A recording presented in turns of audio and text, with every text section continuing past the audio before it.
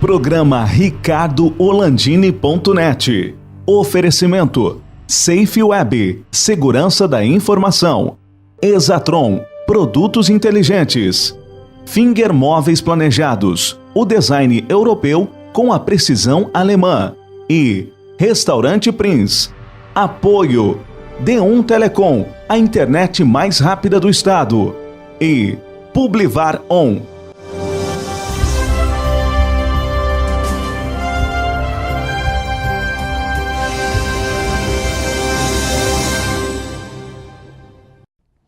Alô, amigos, estamos começando mais um programa RicardoOrlandini.net. Nossa convidada de hoje é a psicóloga, a doutora Aurinês Rospide Schmitz, minha antiga conhecida já de muito tempo.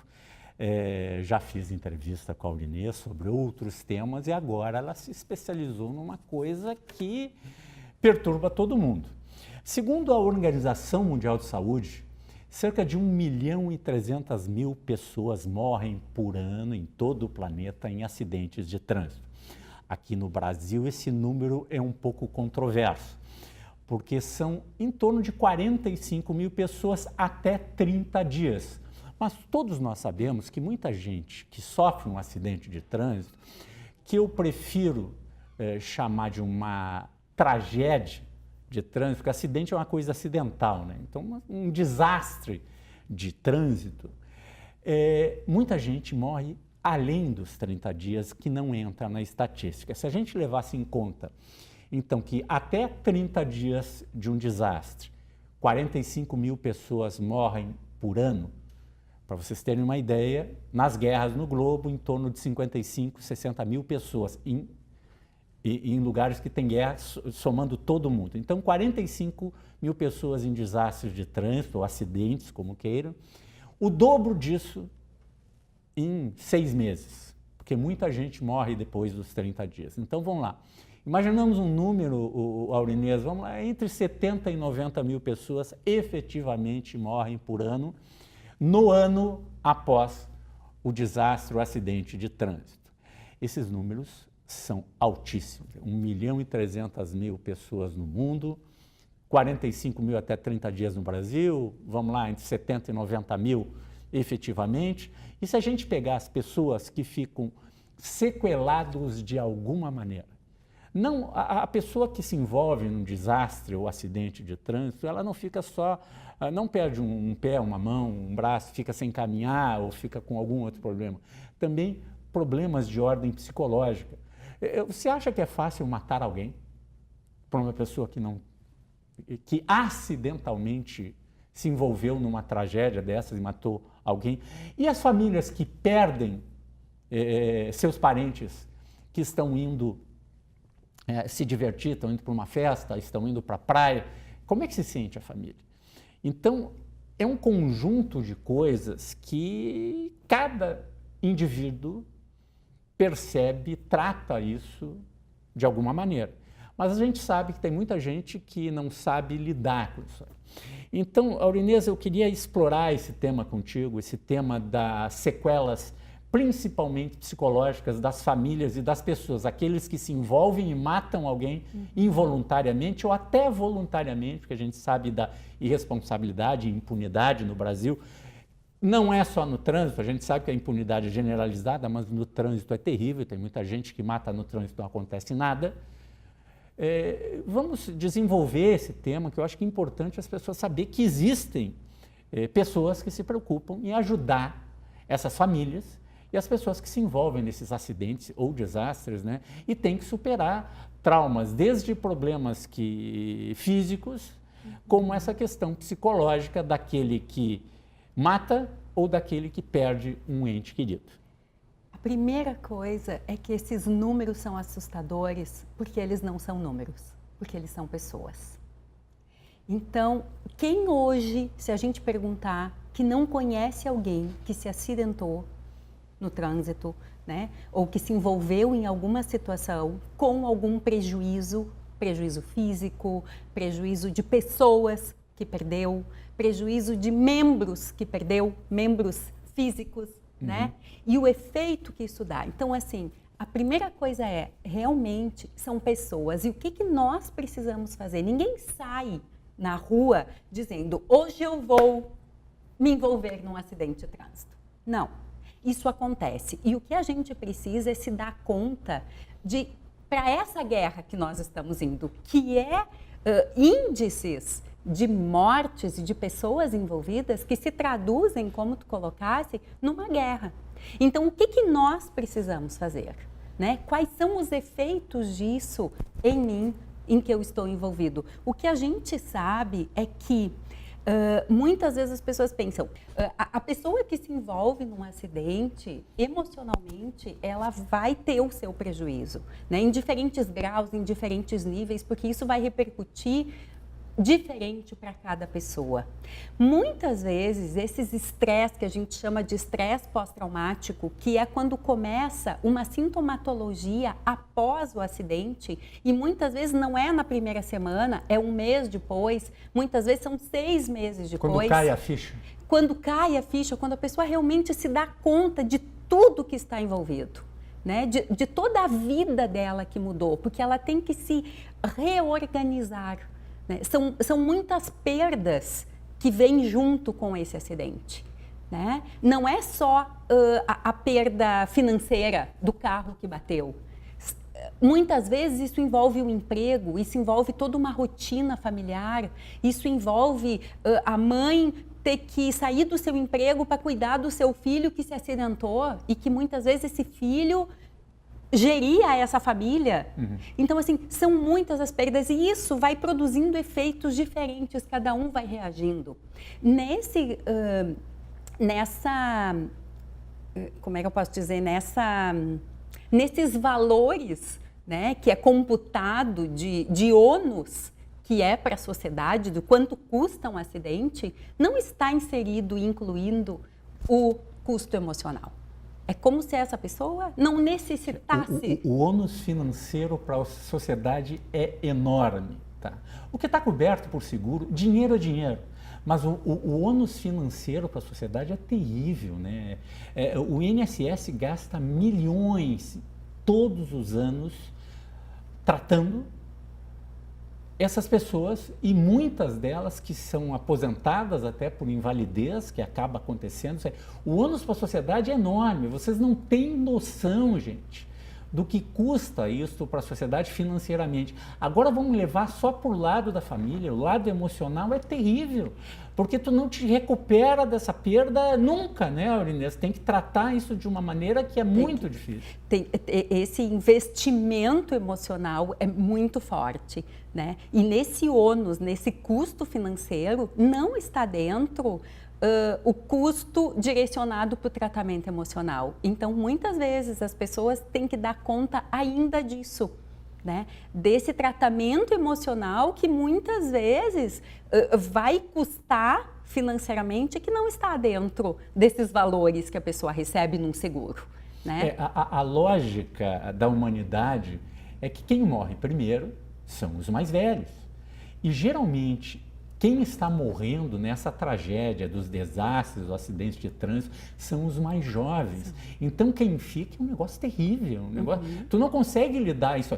É como perder um filho num assalto, um acidente de trânsito. Aquilo não faz parte da ordem natural, que a gente nasce sabendo, não, o vovô vai morrer, a vovó vai morrer, tá lá. Mas tu não espera perder o teu irmão e o teu filho, né? A gente não está preparado para isso. Né? Toda morte, por mais preparado que se esteja, por mais que a gente saiba, bom, a pessoa vai envelhecer, vai morrer, ela é uma separação, existe sentimento, existe vinculação e por isso é tão doída. Agora, quando se inverte e que morre alguém mais jovem, por exemplo, como tu desse o exemplo de um filho, eu costumo usar um termo que é um tsunami, porque é como se viesse um tsunami de emoções em que aquilo, em hipótese alguma, passou pela tua cabeça.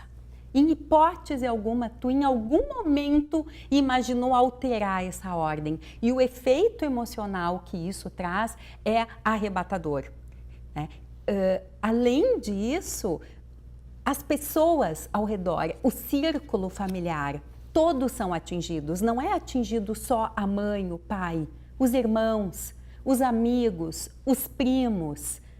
É toda uma família que é atingida, né? Pode mudar a mudança familiar, isso aí, tanto para quem sofre com a tragédia, quanto o causador, porque o causador disso também sofre. Vamos lá, o cara que realmente se envolveu num acidente, não num desastre, o cara que saiu... Vamos botar o desastre para eu separar a coisa. O acidente aconteceu acidentalmente, tá? O desastre é o cara que bebeu, ou o cara que sai fazendo as loucuras, né, que a gente vê, né? Eu vinha vindo aqui para a TV e tinha um cara na estrada que o cara ia para a direita, para o acostamento, daqui a pouco ele estava na esquerda, cortando todo mundo. O cara chegou ao mesmo tempo que eu em Porto Alegre. Ele não ganhou nada, mas ele poderia ter causado vários incidentes no caminho e quase causou. Tá? Porque ele cortou para um lado, fechou um carro, daqui a pouco ele fechava uma moto, tá? E a moto não é um carro, gente, a gente tem que cuidar. Ah, tá, o motoqueiro, isso não... Gente, todos somos seres humanos, nós temos que respeitar. Tá ali, tem as regras de trânsito, tu não pode sair fechando, cortando todo mundo e não olhar e entrar feito louco. Esse cara chegou junto comigo em Porto Alegre e não ganhou nada, só ganhou o risco e daqui a pouco a emoção de estar andando em emoção. Eu gostaria de falar isso contigo. Tem um conhecido meu que falava da armadura do século XX, do século XXI, que é o automóvel. Os antigos cavaleiros usavam aquelas armaduras de ferro, né, com espadas, coisas e tal. Hoje a armadura de alguns é o automóvel. E ele sai barbarizando por aí como se não tivesse ninguém em volta e ele fosse o rei do mundo. O que é isso, Aurinês? Eu acho que uma das questões dessa armadura é pela característica do trânsito, que quando tu estás dentro do teu veículo, tu estás aparentemente anônimo. Tu não reconhece e conhece o outro, né? O trânsito, ele tem uma característica que ele nunca vai ser igual. Tu pode passar várias vezes na mesma sinaleira, no mesmo horário, no mesmo dia da semana, mas o carro que está do seu lado com alguém é diferente do que ontem. Então, automaticamente, como eu não o conheço e não o reconheço, eu acabo soltando características minhas que até então eu estava controlando, né? Eu não saio xingando dentro de uma empresa. Agora, como eu não conheço o outro, muitas vezes é isso que a gente identifica. Então, esse fato de ser anônimo, de eu não conhecê-lo, das vidas não se conhecerem, é diferente se tu enxerga um amigo no trânsito. Tu se comporta de uma forma diferente. Então, esse fato de ser anônimo, desse anonimato, ele proporciona descargas emocionais que em outro local você não faria. Aurinês, isso aí é um negócio surreal, né? Porque as pessoas saem com uma violência, alguns dirigem com tanta violência, são tão agressivos, né? Que não sabem entender que estão indo na freeway para a praia numa sexta-feira de tarde, que o trânsito está carregadíssimo, a estrada está no seu limite, 90, 95 carros por minuto, e o cara fazendo sinal de luz, buzinando, cortando, querendo passar por cima, andar a 200 por hora na estrada. Aliás, volta e meia, quando um agente da Polícia Rodoviária Federal flagra os caras andando a 180 por hora, 190 por hora, 200 por hora, né? É importante. E ainda o cara fica brabo. Eu me lembro que pegaram uma vez uma senhora que estava no seu carro, no seu possante, a 185 por hora. Estou com pressa, estou atrasada para uma reunião em Porto Alegre. Eu digo, tá, e aí? Sai mais cedo, né? Tão simples quanto isso, né? Sai mais cedo.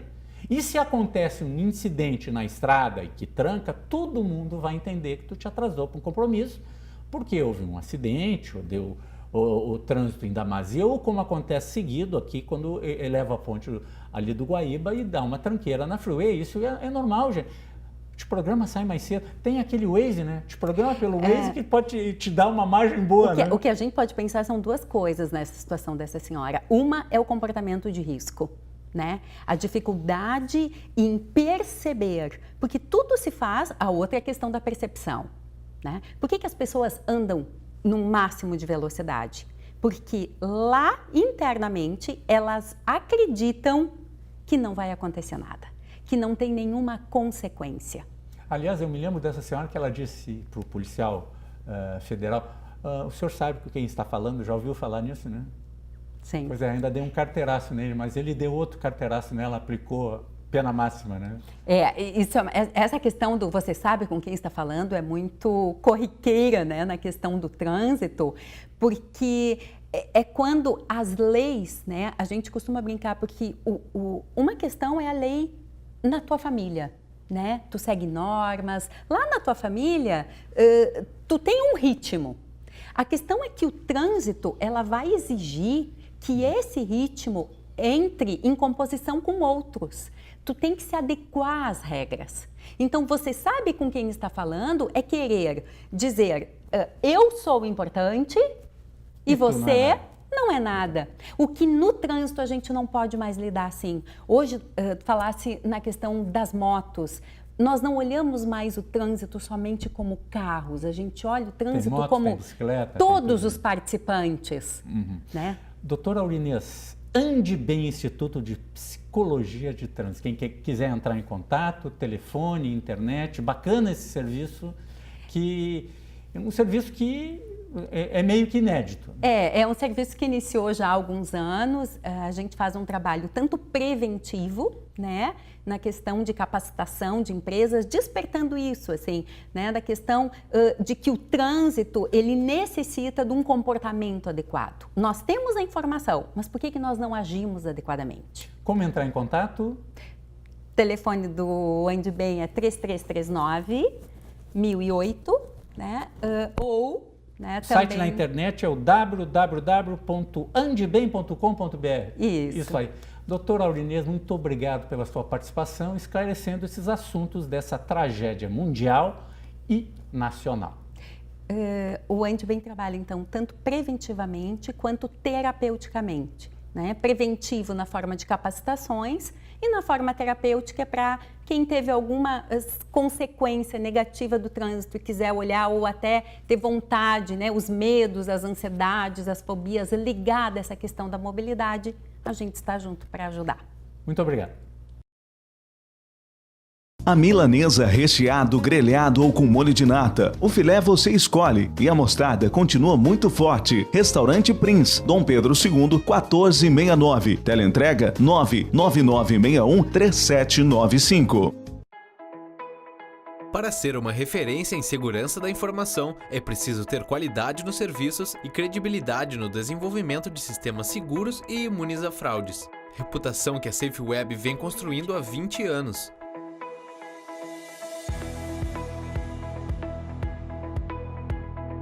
Por isso, hoje é uma autoridade certificadora e autoridade de carimbo do tempo e está presente em todas as regiões do Brasil, proporcionando atendimento de qualidade, um dos principais valores da empresa.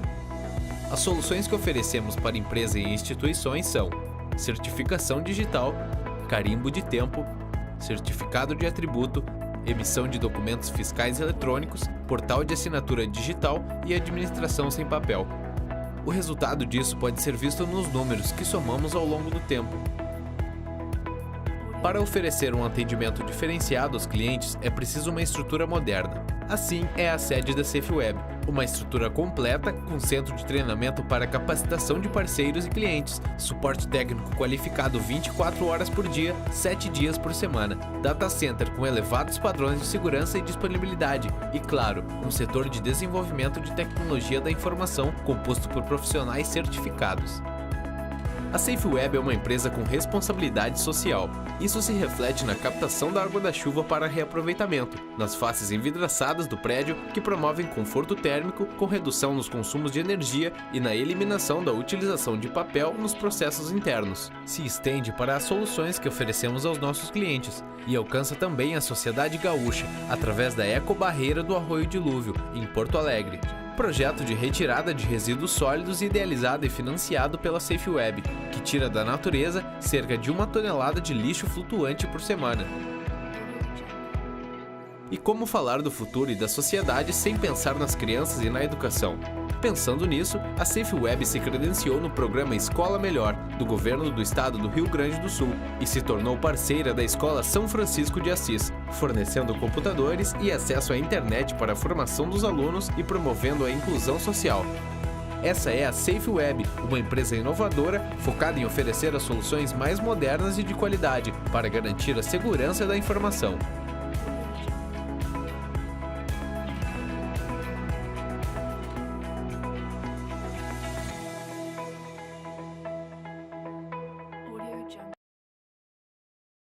Olá pessoal, aqui é o professor Dr. Juliano Luque, especialista em implantodontia, especialista mestre e doutor em cirurgia bucomaxilofacial. Estamos aqui no nosso canal para falar de dicas de implantodontia.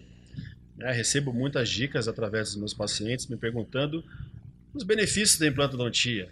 E eu fiz questão aqui de mostrar com aparelhos que a gente utiliza hoje na odontologia, justamente para ilustrar melhor a diferença entre aparelhos convencionais e aparelhos implantes suportados. A implantodontia ela é realizada através de dispositivos de titânio que são instalados nos ossos da face dos pacientes. Quando aquele paciente apresenta a perda de todos ou parcialmente os elementos dentários enquanto se perdidos. Então a gente leva a implantodontia em benefício desse paciente visando proporcionar melhorias na sua mastigação, na sua estética, na sua fonética e principalmente na sua autoestima social. A principal diferença entre aparelhos convencionais, que a gente pode verificar através deste aqui, onde os dentes são escolhidos de acordo com a face do paciente, levando em consideração o tamanho do seu rosto, o tipo da sua pele. Nós escolhemos os dentes, e esse aparelho, como vocês podem observar, ele é um aparelho totalmente retentivo sobre a mucosa do paciente. Então essa parte interna aqui, ela fica recobrindo o céu da boca, justamente para dar a retenção friccional adequada para que esse aparelho fique em posição. São aparelhos que muitas vezes causam náusea, causam desconforto ao paciente, não apresentam grandes retenções, dependendo da perda óssea do paciente. Esse aparelho cai. E essa é uma queixa muito frequente dos pacientes. Aqui é o aparelho inferior, onde ele copia todo o fundo do céu da boca. Esse aparelho aqui ele é frequentemente deslocado pela língua. Então é um grande incômodo aos pacientes, principalmente quando esse paciente apresenta uma idade de perda óssea, de perda dentária um pouco mais avançada. Então os implantes dentários são esses pininhos que vocês podem observar aqui. Esses são pinos de titânio, biocompatíveis com o osso do paciente, que nós colocamos na maxila, como vocês podem observar aqui, nesse biomodelo, e também na mandíbula. Na mandíbula. Podemos colocar, quando o paciente apresenta a perda de todos os dentes, pelo menos 2 implantes para receber aquelas próteses que ficam encaixadas nos implantes, ou até 5 implantes para aqueles pacientes que desejam próteses totalmente fixas sobre os implantes. Próteses fixas sobre os implantes são próteses presas, vocês podem observar aqui, nos implantes.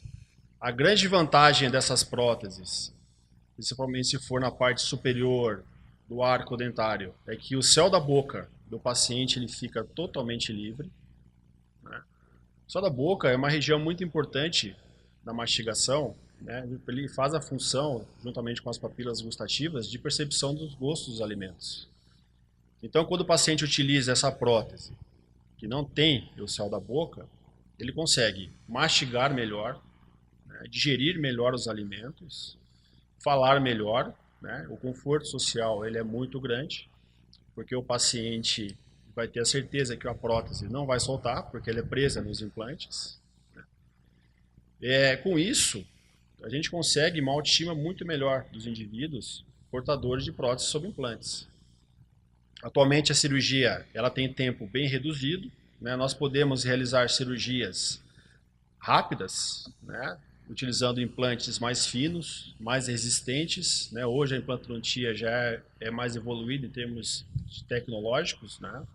Então esses aparelhinhos aqui de titânio, ele pode ser reforçado com um metal chamado zircônia, né? E a gente consegue colocar esses implantes dentários na parte superior ou na parte inferior em regiões com pouco tecido ósseo. Isso aí favorece muito e agiliza muito o nosso tratamento com próteses e implantos suportadas. Tá? Na parte superior, nós colocamos pelo menos 4 implantes na maxila do paciente, quando esse paciente não apresenta nenhum dente. Né? No máximo, 8 implantes. Tá? E na parte inferior, 5 a 8 implantes para receber próteses totalmente suportadas por implantes. Espero que essas dicas sejam úteis a vocês, pacientes. Nos vemos na nossa próxima Dicas de Implantodontia.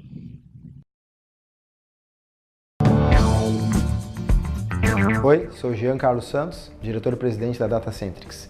Somos uma empresa de cloud computing, especializado em servidor corporativo na nuvem.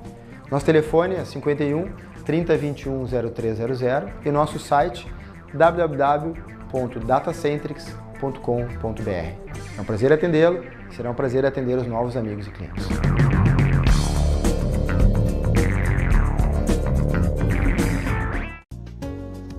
Chopp gelado, sanduíche aberto, filé recheado, ranch schnitzel e grelhado. Restaurante Prince, Dom Pedro II, 1469. Teleentrega 999613795.